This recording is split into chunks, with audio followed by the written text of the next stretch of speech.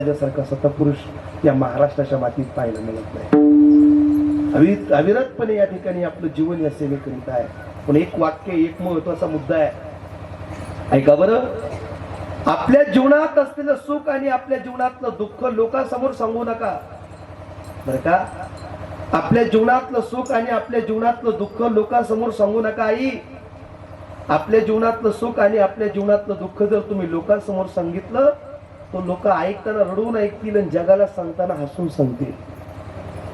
म्हणून आपल्या जीवनातलं सुख आणि आपल्या जीवनातलं दुःख सांगायचं झालं तर फक्त स्वामींना सांगा.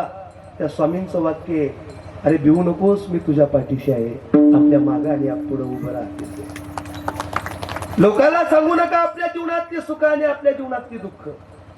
लोक जेवढी स्वतःच्या दुःखाने दुःखी नाही ना, तेवढी दुसऱ्याच्या सुखाने दुःखी आहेत. पण आहे तोपर्यंत असं जीवन जगा.